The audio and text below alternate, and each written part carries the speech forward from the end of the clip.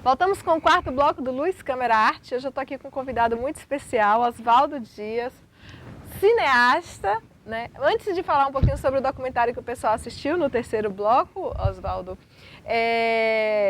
vamos falar um pouquinho sobre você.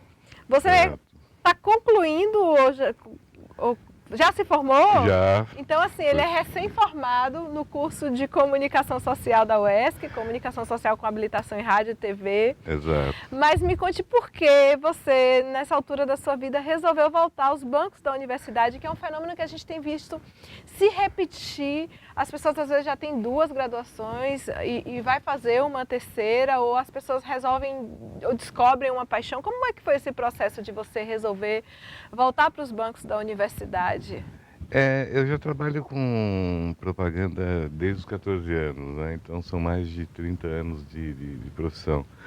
E eu havia feito inicialmente uma faculdade em 83 de propaganda e marketing, mas eu gostaria de voltar a entender o que é, qual é as novas teorias, o que de novo aconteceu no ensino e no mercado, né? Você fez propaganda e marketing aonde? Na SPM, em São Paulo. Em São Paulo. Mas em 1983. Resolveu se atualizar, se reciclar. Exato.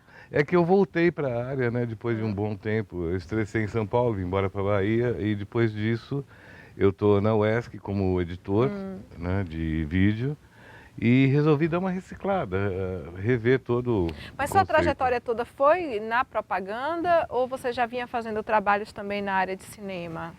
Ficção, Olha, documentários? A gente, como produtor, né, a gente trabalha com tudo. Então, o que cai você tem que fazer. Eu trabalhei com muito tempo com propaganda, com comerciais de TV.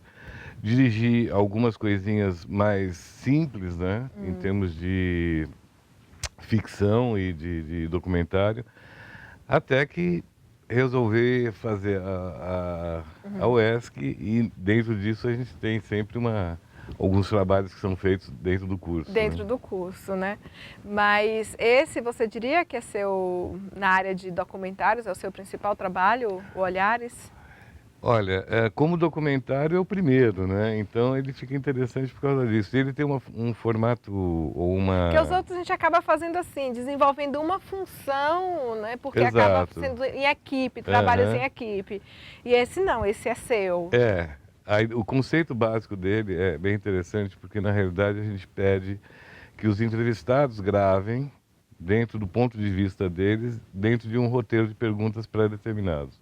Então todos têm as mesmas perguntas e as respostas vão variar de acordo com a linha de pensamento, o ponto de vista de cada entrevistado. Que é interessante quando você trabalha com as mesmas perguntas, porque você consegue mostrar que nem todo mundo tem o mesmo olhar, nem todo mundo tem a mesma opinião, nem todo mundo tem o mesmo ponto de vista. É interessante isso porque o que determina a resposta do teu entrevistado é todo o background que ele tem de informação. Então isso que é interessante, você vê que as pessoas têm formações diferentes, têm culturas e pontos de vista diferentes, né? E isso que é interessante, porque mesmo falando sobre a mesma coisa, você tem várias óticas para serem aceitas ou utilizadas, né? Esse documentário, o final tem quantos minutos? 14? Tem 15 minutos. 15 minutos. Mas material bruto, para as pessoas que estão em casa entender como esse processo de gravação bruta, quanto você tinha entre cobertura e sonoras? Com material as sonoras nem foram tantas, porque realmente como eram as mesmas perguntas e cada um gravava o seu material, então as pessoas de certa forma não faziam a segunda, entendeu? Porque a grande maioria são profissionais que trabalham que já na trabalham área, na né? área. Então eles têm uma facilidade em frente à câmera. Com isso, o que acontece? Eu tinha muito material de cobertura. Né? Então, o mais difícil foi selecionar material de cobertura. Porque todo mundo tinha muita Exato. coisa, né? E aí a pessoa acha que fica com vontade de falar, poxa, bota um pouquinho de cada, porque Eu vi que tinha muitas imagens do documentário Nos Trilhos do Tempo. Aham. Tinha do Cacau para Sempre. Eu falava, poxa, e do Itabuna 100 anos, e do Valdomiro. Isso assim, o desejo do entrevistado, que para Exato. você é complicadíssimo. Porque você pega ali um documentário de 40 minutos para você recortar um trecho de 10 segundos, entendeu? Exatamente. Então, é muita coisa para você conseguir colher ali um trechinho. Essas imagens de cobertura, justamente, é que você tenta dar a linha dentro do que aquilo que o entrevistado fala, né? Então não é aleatório também. Não. É de acordo com a fala do entrevistado. Exato. Ou então, que eu acredito, né? Porque nesse caso a seleção foi minha, né? Que são coisas representativas da obra. Né? Então, por exemplo, você tem alguns casos onde a abordagem é lúdica, tem a abordagem mais social, você tem a abordagem de informação, de revolta, de protesto, entendeu? Então, os tipos de informação são muito variadas. Então, você tem que tentar filtrar dentro de um tempo, né? O nosso grande problema é que a gente tem pouco tempo para tudo que a gente quer mostrar, sempre. E isso é invariável. Um dos motivos que eu te chamei aqui é que eu sou apaixonada por documentários, né, gente? Todo mundo sabe dessa minha paixão. Era o que eu queria fazer, assim, a minha vida inteira, só isso. Mas acabou que esse documentário surgia, trabalho uma vez por ano. Depois que eu vim pra cá, gente, bichinho pica também. Aí, enfim, eu gosto de tanta coisa, meu problema é que eu gosto demais. Quando eu fui escolher um tema pro meu documentário, eu falava, tem não sei o que, não sei o que, não sei o que. Aí o professor disse, Raquel, você tem paixão demais, porque ele disse que a gente tinha que ser apaixonado pelo tema, né? Aí eu ia descrevendo, empolgada, ele, Nina, você tem paixão demais. E realmente, assim, eu tenho muitas ideias para documentário. Mas por que a importância de falar isso? Primeiro porque as pessoas falam que documentário é uma coisa chata. Não é. De forma alguma. O documentário, ele conta uma história.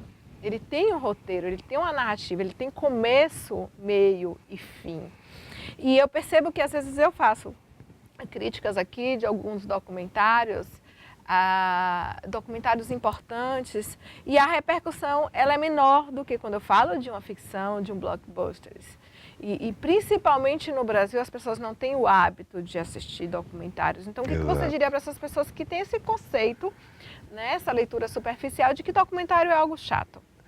É que essa história do documentário chato, acho que vem um pouco da época de escola, que você começa a ver aqueles filmes para aprender, muito antigos, coisas assim, científico, mas que não tem nenhum charme, não tem uma narrativa, não tem uma coisa que empolgue, tá? Existem, e você sabe muito bem disso, que uma infinidade de documentários que são muito interessantes, que contam histórias, que contam ações, que falam sobre eventos da história, da vida das pessoas. E isso é que dá o charme, que dá o it na coisa, porque a pessoa tem que se sentir, de certa forma, reconhecida, e a mágica do cinema tem que transformá-la, levar para dentro da tela. E nosso documentário é uma forma de ter o entretenimento, tem que ser gostoso, tem que ser prazeroso de assistir, mas é uma forma também de adquirir conhecimento. Então, eu acho que o que eu gosto é isso, aquilo que eu falei no começo do programa. Você termina de fazer algo com a sensação de, agora eu sei algo que eu não sabia. Então, por exemplo, eu assisto o seu documentário. Nossa, eu sei que o documentário mostra é um ponto de vista, é um recorte. Exato. Né? Eu vou passar a ter um senso crítico quando eu for assistir documentário, de saber que aquilo existe um recorte, existe uma edição, que não seja verdade, mas a verdade, gente, se acontecer um crime aqui e tiver um monte de gente, dependendo do ângulo que a pessoa está olhando, ela vai enxergar algo diferente. Então isso é muito importante a gente discutir e é um aprendizado que a gente fica a partir do documentário Olhares. Desse processo todo, o que você mais gosta? Pré-produção, a gravação em si ou edição? O que te deu mais prazer? Acho que a fase da pré-produção, você fica com um sentimento de ansiedade muito grande, né? Porque você está planejando algo que pode dar certo ou não, que pode ter variáveis Eu no meio do também fico muito caminho. angustiada. Pré-produção para mim é uma angústia muito grande. Exato. A realização, a produção, a gravação mesmo, já é outra história. Para mim é o Daí êxtase. é aquela É o coisa êxtase. de você Ligar a câmera, botar o microfone no entrevistado. Nossa, muito bom. E é aquela coisa que daí você está coordenando, concatenando as coisas para que deem em cima daquilo que você precisa, né? A fase que eu gosto mais é a hora que Edição. você... Não, essa é legal, mas ela ainda tem um teor de angústia. Tem. Entendeu? De Tem. ansiedade. Você não sabe como vai ficar. Exatamente. Gente, quando está gravando, a gente não sabe como vai ficar o produto final, gente. A melhor fase, na minha opinião, que eu gosto mais, é a hora que você já está com todos os elementos na mão. Daí você fala, agora eu vou mexer.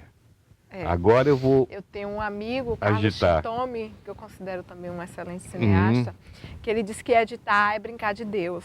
Que ele adora editar, porque ali você brinca de Deus. Eu gosto de gravar. Uhum. E eu acabo editando meus próprios trabalhos por uma questão de necessidade. A gente faz com aquele orçamento apertadinho, contando os centavos, e acaba às vezes não sobrando, você precisa editar o seu trabalho. Mas eu tenho vontade de fazer, gravar e ter uma pessoa com um olhar totalmente diferente, porque esses olhares, remetendo até o nome do seu trabalho, esses olhares eu acho muito importante. Então, às vezes eu olho assim, poxa, eu fiz a pré-produção, eu fiz a produção, eu fiz a edição, então é meu olhar. Como Exato. seria com o olhar de outra pessoa? Porque um filme ele pode ser totalmente modificado na edição. O filme Tropa de Elite foi gravado, um personagem seria o protagonista, e na edição que o Capitão Nascimento ganhou uma importância muito grande. Então é quando as pessoas conseguem mudar muita coisa. Então eu acho que ter esses olhares diferenciados na edição é importante. Na gravação, não. Eu acho que é a hora da galinha com os pintinhos. Você quer estar lá, você quer ver o enquadramento, você quer ouvir o áudio. A coisa é que você pensou. Que você pensou. Então você tem que fazer ela se materializar de alguma forma. Né? Um apego tão gostoso. E trilha sonora também, nossa. Aí Para escolher a trilha, quando você tem ali um monte de música bacana, escolher a trilha também é uma fase que... Eu, libriana, é uma fase que eu tenho que chamar várias pessoas. Assiste essa cena ouvindo essa trilha. Porque também não adianta você... Eu já tive trabalhos que eu falei, essa trilha aqui eu vou botar nesse documentário. Quando você está com o filme pronto, aquela trilha não combina com aquela imagem. Então você bota e assiste, bota e assiste. Até você acertar o ponto certo, o tema certo, a forma certa. Então, aliás, a forma que você considera certa, né? Que você considera certa. Mas eu gosto de ter sempre opinião, sabe? Tanto na pré-produção, você conversando com as pessoas, você vai trocando ideias. Na produção, às vezes o câmera te dá alguma coisa, uma nova, que ele percebeu e você não. Entendeu? Na edição, você tem que ter o teu editor, o teu montador, sabe? E na trilha sonora é uma construção mesmo, coletiva. Entendeu? A gente até tem um poder muito grande dentro dessa construção, mas é muito interessante você estar sempre ouvindo outros olhares, outros pontos de vista, é entender a coisa, né? Projeto agora... De mais filmes. Mais filmes, tem um cansaço de final de curso, né, gente? Tem esgotamento total. Pior que eu estou há 2 anos sem férias. Exato. É esgotamento total. Agora, eu estou com um projeto dentro da UESC, que é um núcleo de produção. Né? Esse núcleo de produção, a ideia dele é que ele atenda outros cursos, não só comunicação. Então, de repente, a gente vai ter uma dupla de criação da área de comunicação, alunos de comunicação, atuando com um pesquisador da UESC para montar um material audiovisual. Excelente a gente parar para pensar assim, porque a gente acaba vendo muita coisa do curso de comunicação. A gente não sabe o que se passa no curso de biologia, a gente não sabe o que se passa no curso de medicina, no curso de agronomia. né? Que é uma matéria-prima muito rica no curso de veterinária. Muito bacana a sua ideia, E a gente Oswaldo, tem muito, uma parabéns. vantagem que a nossa região ela é um hot point de biodiversidade.